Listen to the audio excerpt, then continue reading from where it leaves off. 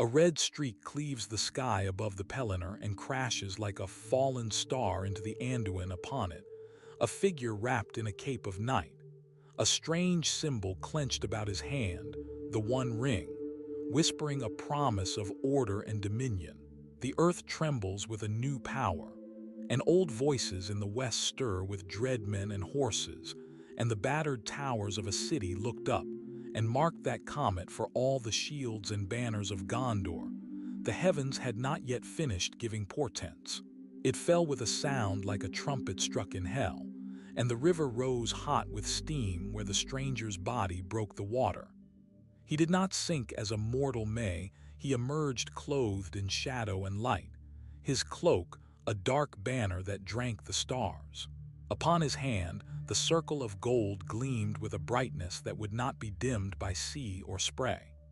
Men nearby cried out some raised spears, some fell to prayer, and some crossed themselves or spat into the river, as if to drive away an evil. They called him by no name. They knew to the soldiers his form was a shadow of doom, to the healers a miracle, to the old watchmen something that spoke of greater wars. Those with keener sight thought they saw a sigil upon his breast beneath the wet cloth, a curved rune that was not of the speech of the West, a sign like a shield broken into lightning. Gondor had seen wonders and terrors, yet this was new and stranger than any that had walked in the memory of men. Word flew like a hawk upon the wind to the city of kings, to the white towers, to the beds of the wounded and the councils of the captains. They sent for heralds, and for the wise they lit beacons, and they rang warning bells in the towers. In Minas Tirith, where white stone meets cloud, the steward's hall stirred with uneasy council. Men in black cloaks argued with those in silver, and in the highest window a gray figure stood silent. Gandalf, who had ridden the skies of thought and walked the secret paths of the world, had felt the tremor of that golden voice like a bell heard far off.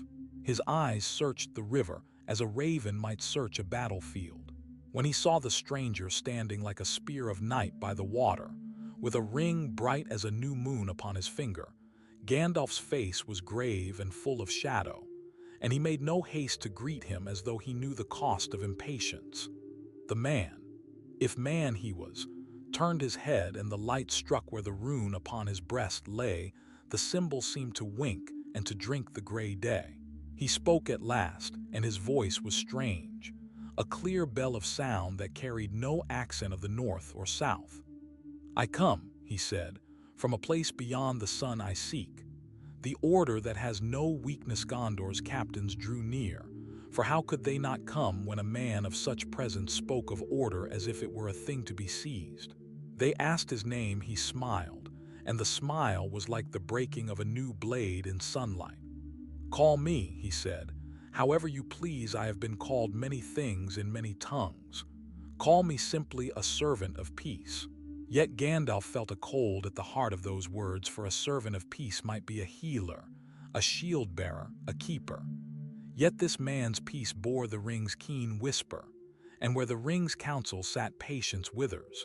The ring drew out the deep law in him, sorting the world in absolutes. Order must be enforced, all resistance crushed beneath a single will. He was like a smith who finds a master sword. The ring spoke of dominion, and he heard the song of ends, not of beginnings. Gandalf could not take the ring from him by force. He is wise, and the wise do not seek to snatch from those to whom the ring will not yield. So he spoke to him as one speaks to a man at the edge of a blade, gentle words that hold iron beneath them. "Tell me from whence you came," said Gandalf, "and what you seek of Gondor." The stranger looked at him with eyes like wells of quicksilver. There was no weariness in them. "I was cast from a world of metal and stars," he said, "and things there were made to obey the strong hand. The ring found me there, and it taught me that order is mercy. It taught me that mercy without law is chaos. And so I took it to make an end of chaos." The captains murmured at the word chaos. Men recall the shadow of orcs and of Gondor's old enemies, and many felt a secret hunger for assured order. Arms were easy to give to such a promised peace that demands no thought, is lighter than peace won by counsel. Yet the wise among them saw the shadow that clung to his words. They remembered the old tales of rings that bind and break alike.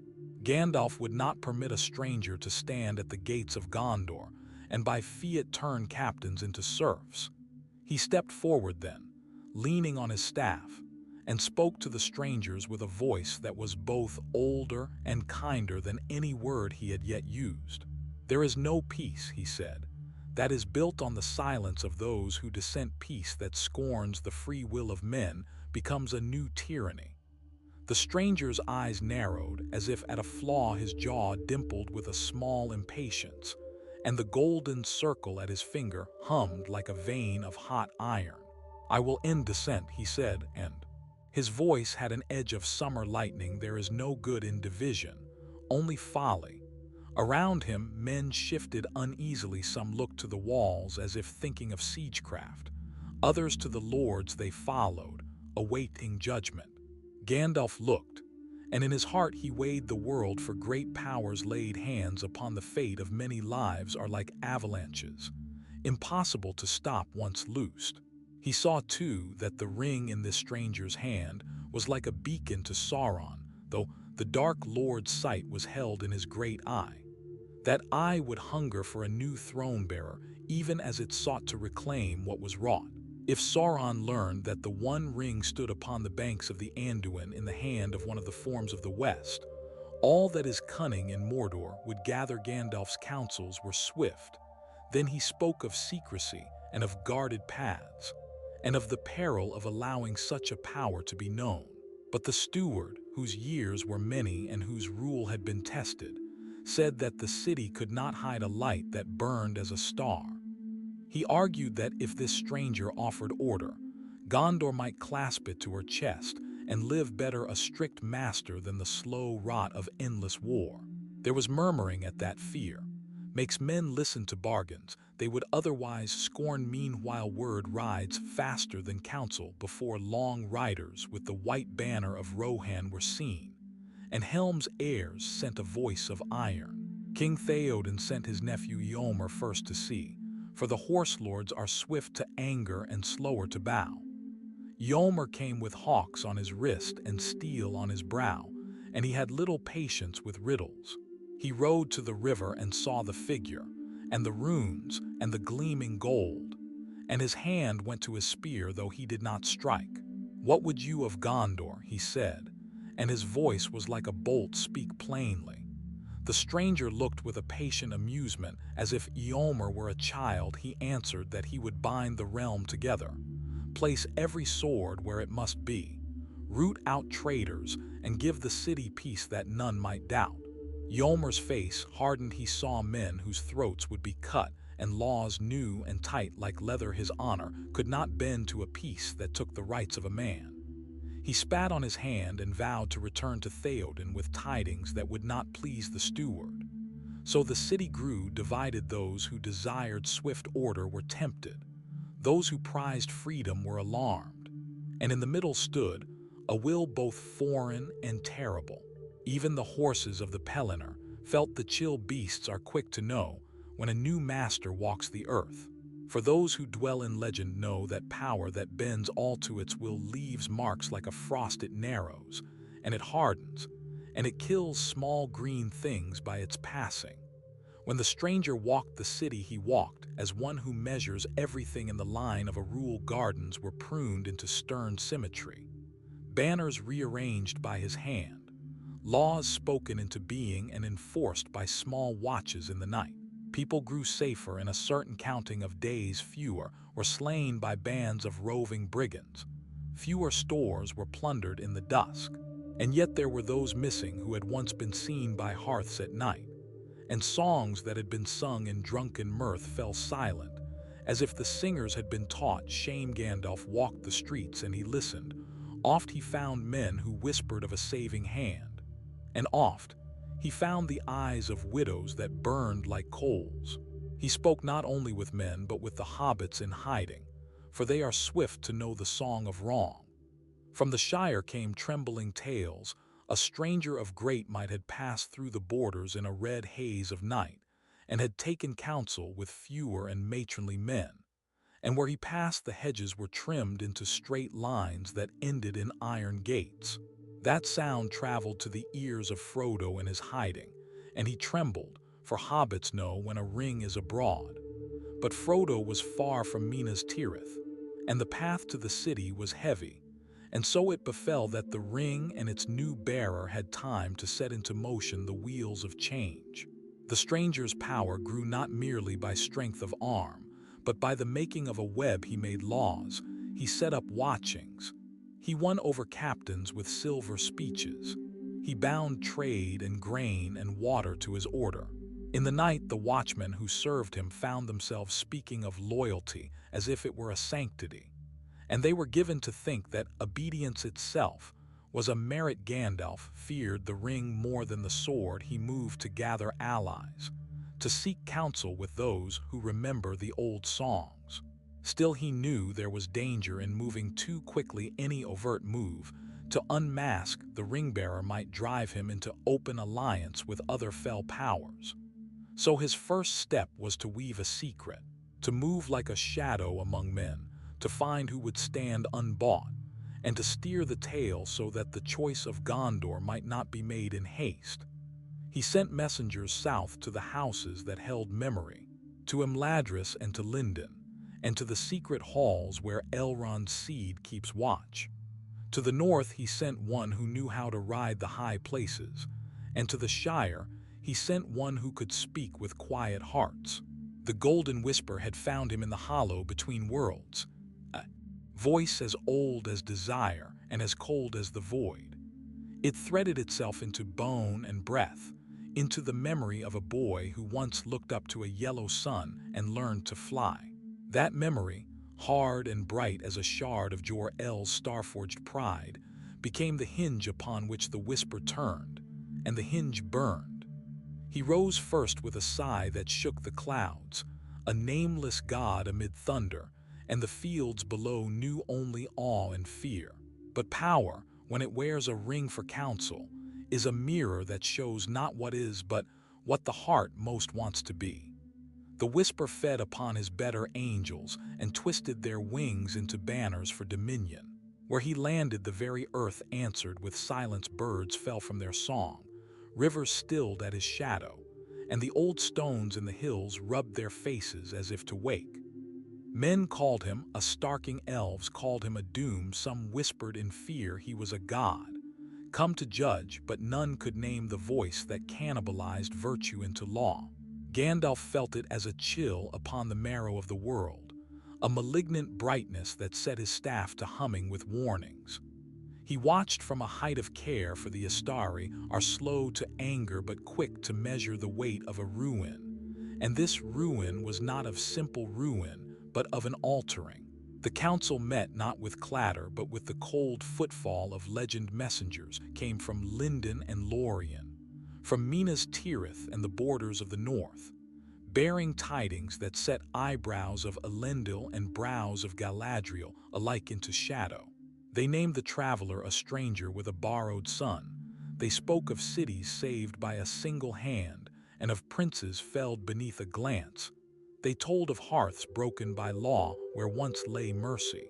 Elrond's house filled with the smell of smoke and the taste of iron. Even there, where foresight is trellised and counsels many, the mind of the Eldar found its edges dulled by the sheer weight of what this stranger might unmake.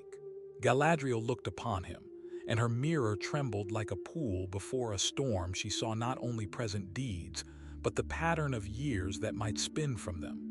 Sons of men sown with fear, realms stitched to a single will, the slow drowning of song beneath statute.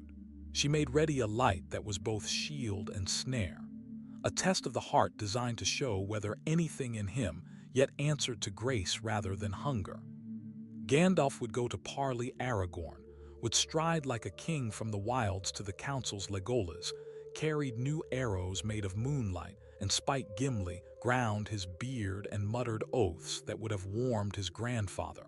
They did not go as a company to meet a man, for he was no mere man now, But they went because the air itself had been altered, and the free peoples could not abide such change.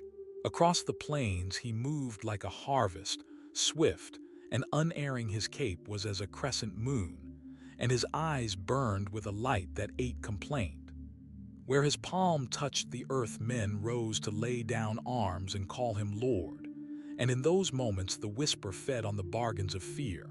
But in a darkened dell, under the knees of the mountains, there were men who would not bow, stubborn folk, braided to the soil by sweat, and song they set their spears like questions and their songs like answers. Their captain was a woman of the lowlands whose laugh could split rock, and whose grief had hardened into a hunger that would not be fed by golden promises.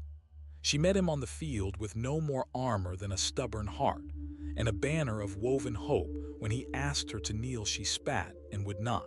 He redirected the wind and made her soldiers tremble. An invisible hand weighed them and found them light, and they fell like grain before the scythe.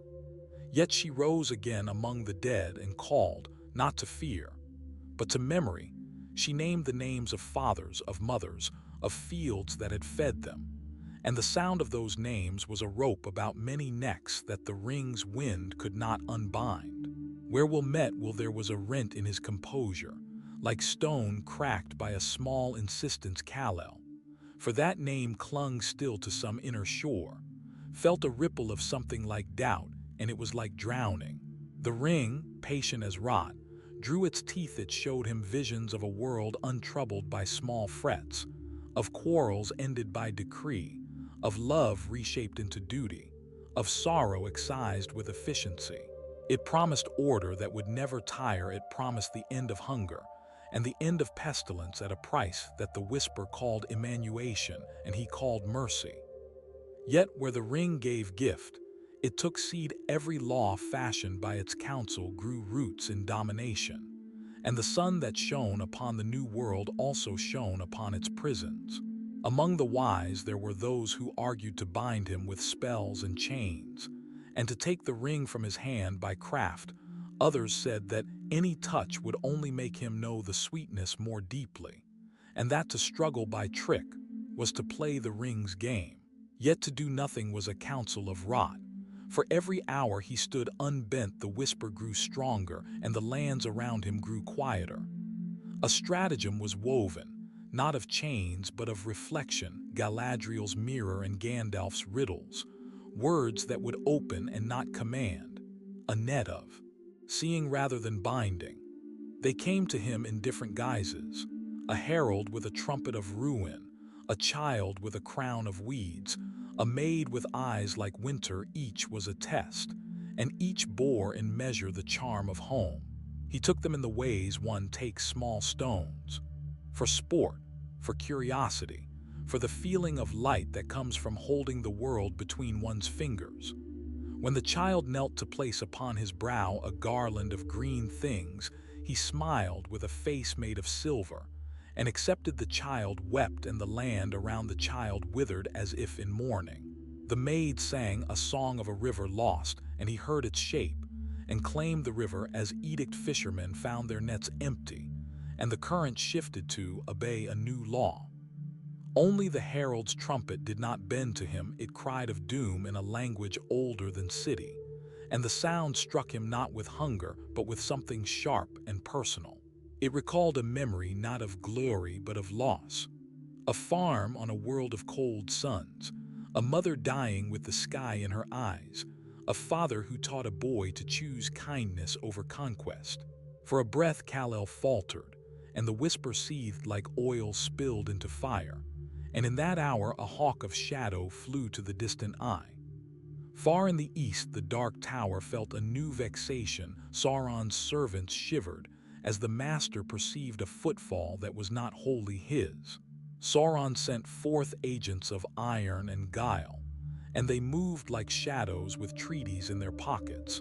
For the Dark One understands the commerce of domination better than any, and would trade even light for leverage.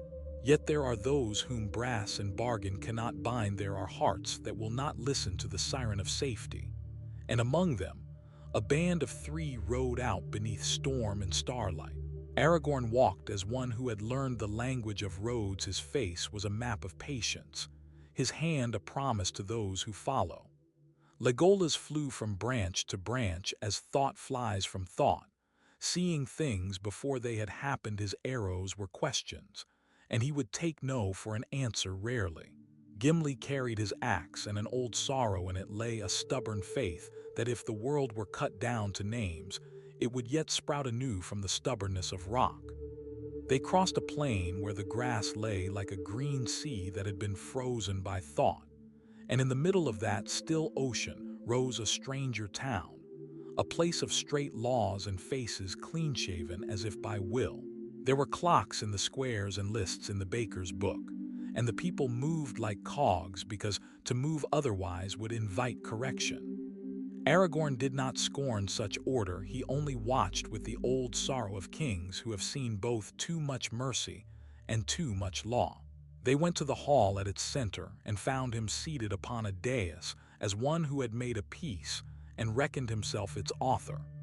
He spoke little. When he did speak, his voice was like bell-metal struck beneath cold water, and men found in it the sense of fewer questions. Before him sat a child with eyes still wild. Before him sat captains and bakers. Before him sat those who had once prayed to gods and now prayed to the promise of order. He offered them law, and it chiseled their wings. He offered security, and it caged their play. The bargain was simple and splendid, and the ring smiled through him.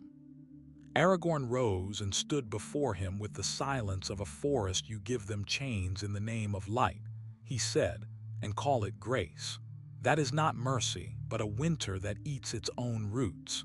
The stranger tilted his head as one might close a book. Mercy, he said, is for the small. A world ordered is a world saved. Do you prefer ruin to rule? Aragorn's hand went to the hilt that had been his father's, and the silence deepened. Legolas' bow hummed like a string about to break. Gimli's beard had knots of forethought in it. But before steel met skin, Gandalf spoke from the rear with words that were not of bluntness but of seeing. We offer you a choice, son of another star. Lay down the ring and hold to the mercy you were taught. He came forward then, and for an instant the old Kal-El rose like a sunrise in a puddle. Warmth, memory, a father's counsel. But the whisper wrapped about that warmth like frost and promised the moon if the sun would be trimmed. His laugh was a little thin, and the world tilted a degree toward law. Gandalf's eyes flashed with a hardness that is never taught to children. Then we will not take you by force, he said. We will take you by remembering. Galadriel's light touched the hall, and 100 memories rose like fish to a net. Faces smiling, hands giving bread. A lullaby sung under a thatch. Small things, stubborn and ordinary, that the whisper could not easily fold into a law.